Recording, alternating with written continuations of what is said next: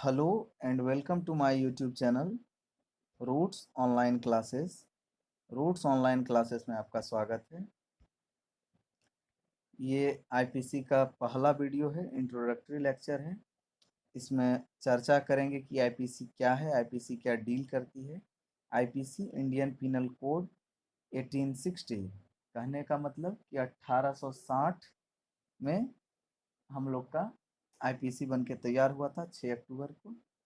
खैर, Indian penal code 1860 आप जैसा कि लिखा हुआ देख पा रहे हैं, इंडियन पीनल कोड 1860। इन सब का मैं आपको मतलब समझाऊंगा। सबसे पहले आप समझिए कि इंडियन मतलब क्या होगा। इंडियन कहने का मतलब है कि ये कानून पूरे भारत में लागू होगा। पहले जब 370 धारा नहीं निरस्त हुई थी, उसके पूर्व जम्मू और कश्मीर में ये कानून लागू नहीं होता था, यानी आईपीसी वहाँ लागू नहीं होती थी हम लोग का। उससे पहले वहाँ रणबीर पीनल कोड हुआ करता था, लेकिन आईपीसी यानी 370 के निरस्तता के बाद अब जम्मू कश्मीर में भी आईपीसी लागू होगा।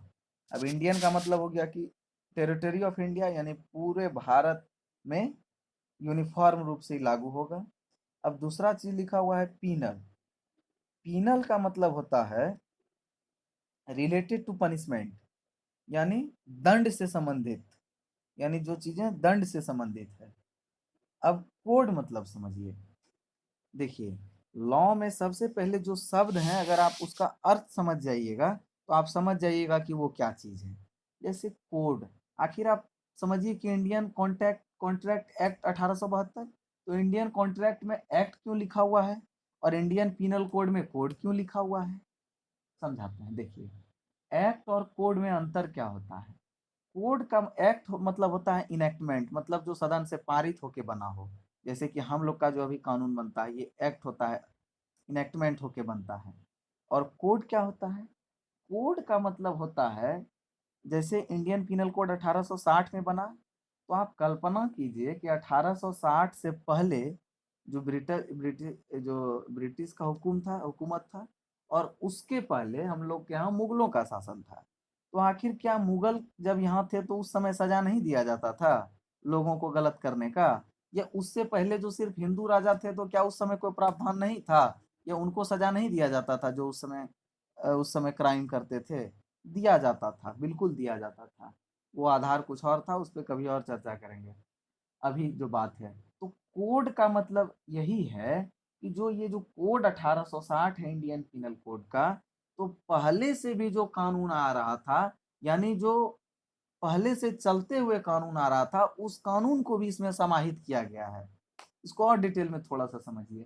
मान के चलिए कि अगर इस कानून के पहले अगर दो हिंदू आपस में झगड़ा करते तो फिर उनको कैसे सजा दिया जाता होगा?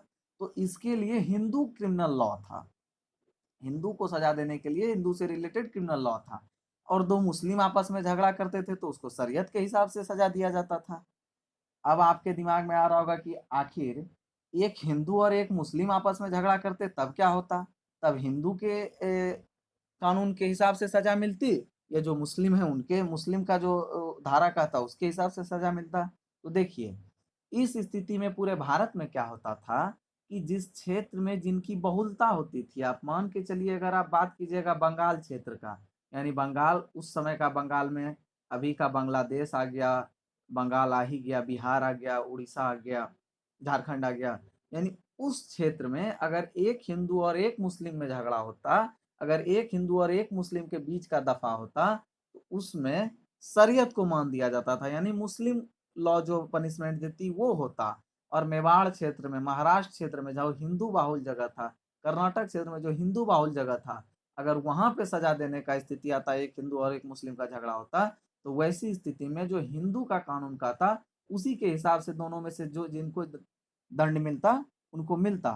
तो यही कोड कहने का मतलब है कि कुछ कानून जो हिंदू जो क्रिमिनल लॉ था उससे लिया गया और कुछ मुस्लिम से भी लिया गया। यानी कोड का हिंदी में मतलब होता है मिलान होता है, संहिता होता है। संहिता का मतलब होता है समावेश, एक तरह का आपस में दो चीजों का मिलना, तो इसीलिए इसमें इंडियन पिनल कोड लिखा गया है। इंडियन पिनल एक्ट इसी वजह से नहीं लिखा गया है क्योंकि पूर्व से भी उठा के इसमें कानून को रखा गया है।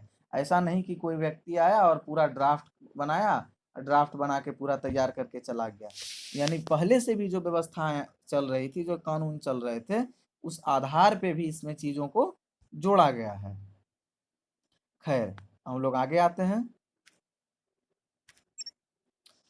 अब हम लोग पॉइंट वाइज डिस्कस करते हैं कि इंडियन पिनल कोड क्या है। पॉइंट वाइज, एक point wise.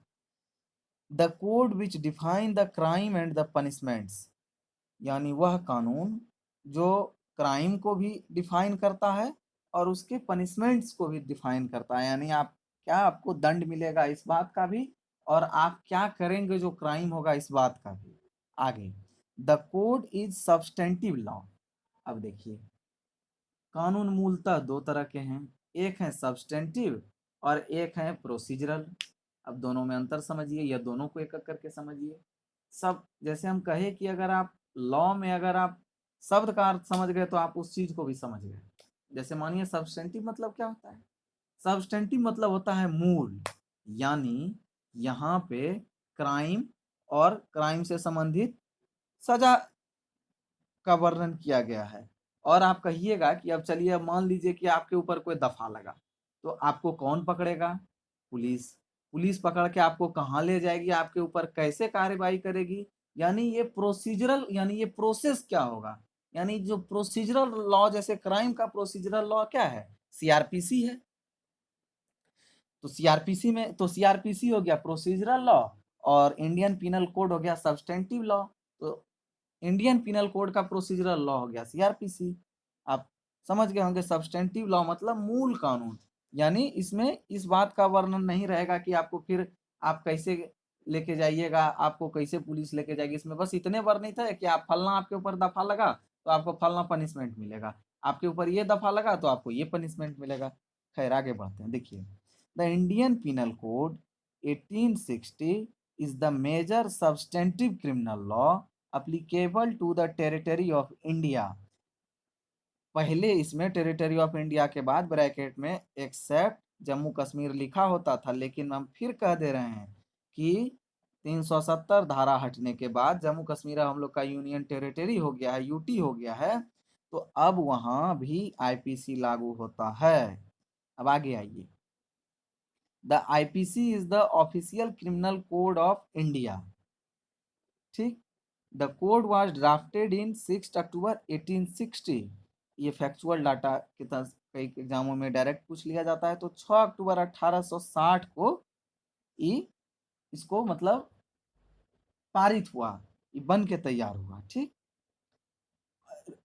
On the recommendation of first law commission of India in 1834 under the chartered act of 1833 under the chairmanship of Lord Thomas Babington Macaulay. कहने का मतलब है कि जो इंडियन पिनल कोड बनने का जो प्रस्ताव आया, वो पहला लॉ कमीशन 1834 में आया।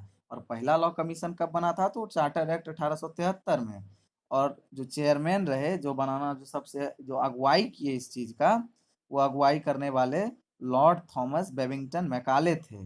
लॉर्ड मैकाले, जो बाद में लॉर्ड मैकाले कहलाए। It came into force in British India during the early British Raj period in 1 जनवरी 1862। कहने का मतलब है कि 1862 में जो ये कानून तो बन गया 1860 में 6 अक्टूबर को, लेकिन जो इन्फोर्स हुआ, यानी जब से लागू हुआ, यानी बनने का एक डेट होता है कानून का, लागू होने का दूसरा date.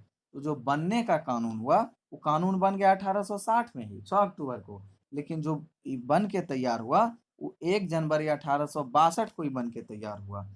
However, it did not apply automatically in princely state which had their own courts and legal system until the 1940।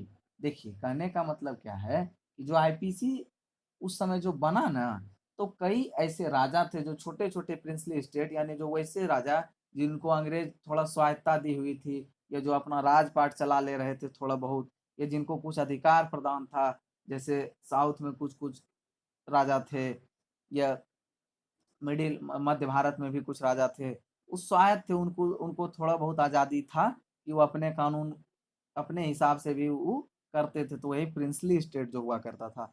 एक बात और जो सबसे हेडिंग में लिखा हुआ है 14 ऑफ 1860, इसका मतलब है कि जो 1860 में कानून पारित हुआ ये 40वें नंबर का कानून है।